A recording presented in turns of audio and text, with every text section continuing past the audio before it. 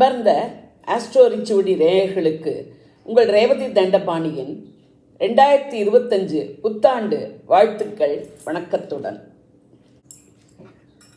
புத்தாண்டு 2025 4 கிரக பெயர்ச்சி நடக்கிறது தொடர்ச்சியாக ஒரு 3 மாதத்துக்கு.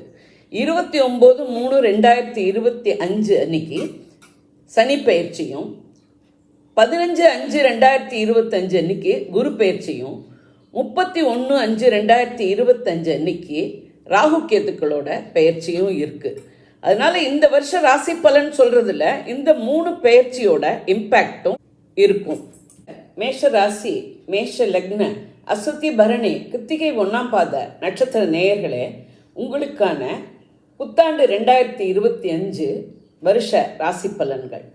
4 கிரகங்களோட பயிற்சி இந்த வருஷத்தில் உங்களுக்கு பலன்களை கொடுக்கறது. இதை தவிர உங்களுடைய ராசிநாதனான செவ்வாய் 8 மாசமா கடகத்தில் நீச்சமாக இருக்கிறதுனால அந்த செவ்வாய் ஜூன் மாசத்துல சிம்மத்துக்கு பயிற்சி ஆகும்போது இந்த பலனும் சேர்த்து மேஷராசிக்காரர்களுக்கு சொல்லப்படுறது.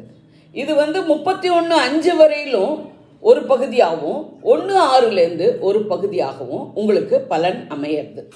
உங்களோட ராசிநாதன் ஜூன் முதல் 5ஆம் இடமான சிம்மத்துக்கு நீச்சம் விலகிறதுனால உங்களுக்கு அதுக்கு பிறகு ஒரு தெளிவான சிந்தனையும் தீர்க்கமான முடிவும் எடுக்கக்கூடிய ஒரு நிலைமை இருக்கு. ஏப்ரல் மாதம் முதல் ஏற்படுற இந்த சனி பெயர்ச்சியால் உங்களுக்கு 7.5 சனி ஆரம்பிக்கிறது. 7.5 சனி விரயச்சனியாக வரும்போது உங்களுக்கு விரயங்கள், அலைச்சல்கள் இருக்கும், சோதனைகள் இருக்கும். அந்த சோதனைகள் உங்களுக்கு ஒரு படிப்பினைகளாக அமையும். இதில் எல்லா வயதினருக்கும் அந்தந்த வயதுக்கு தகுந்தாப்புல இருக்கும்.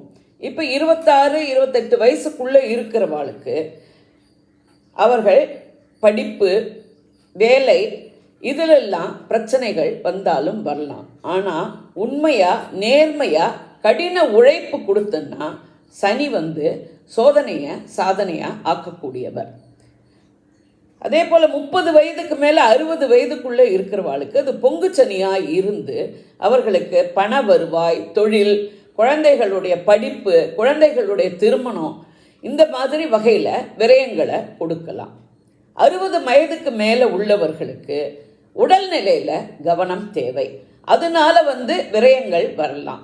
அவர்கள் தெய்வ சிந்தனையோட எல்லாவற்றையும் செய்யணும். அவர்களுடைய நிலை அறிந்து நடக்கணும். வயதானவர்கள் அவர்களால் என்ன முடியுமோ அதை செய்யலாம். இறை வழிபாடு ஒன்று தான் மனசு நிம்மதியை அவர்களுக்கு கொடுக்கும். வேண்டாததை போட்டு கவலைப்படக்கூடாது. நமக்கு ஒரு வயசுக்கு மேலே இந்த பொறுப்புகள் தேவையில்லை அப்படின்னு ஒதுக்கி வச்சிடணும். தேவையில்லாத பொறுப்புகளை எடுத்துட்டு அதை நினச்சி கஷ்டப்படக்கூடாது. இதுதான் 7.5 சனியால் ஏற்படலாம். அதுவும் விரயச்சனிங்கிறது விரயத்தையும் அலைச்சலையுமே கொடுப்பார். குரு மே மாதம் பெயர்ச்சி ஆகும்போது திருதிய பிரகஸ்பதியாக போகிறாரு. அதனாலேயும் உங்களுக்கு ஒரு மனக்குழப்பம், சஞ்சலம் இது எல்லாமே இருக்கும். ஆனால் ராகு 11ஆம் இடமான கும்பத்துக்கும் கேத்து 5ஆம் இடமான சிம்மத்துக்கும் வர்றதுனால உங்களுக்கு ராகுக்கு குரு பார்வையும் கிடைக்கிறதுனால உங்களோட நீண்ட நாளைய ஆசைகள் நிறைவேறும், எதிர்பாராத லாபங்கள் கிடைக்கும், பண வருவாய் நன்னா இருக்கும். எல்லா வகையிலும் ராகுவால் உங்களுக்கு மேன்மை தான் கிடைக்க போகிறது. கேத்துவால் உங்களுக்கு ஆன்மீக ஈடுபாடு ஏற்படும், குலதெய்வத்தோட பரிபூர்ண ஆசி கிடைக்கும். அதனால் ஓரளவுக்கு ரொம்ப ஓஹோன்னு இல்லாட்டியும் இந்த வருஷம் உங்களுக்கு நார்மலாக ஓடும். விரயங்கள், அலைச்சல்கள் ஒண்டி இருக்கப்பட்டுள்ள பலன்கள் யாவையுமே பொது பலன். உங்களது சுயஜாதகப்படி, உங்கள் தசாபுக்தியின்படி பலன்கள் வேறுபடலாம். நான் கொடுத்த இந்த வீடியோ உங்களுக்கு பிடிச்சிருக்கும்னு நினைக்கிறேன். பிடிச்சிருந்ததுன்னா லைக் பண்ணுங்க, ஷேர் பண்ணுங்க, கமெண்ட் பண்ணுங்க, சப்ஸ்கிரைப் பண்ணுங்க. நன்றி, வணக்கம்.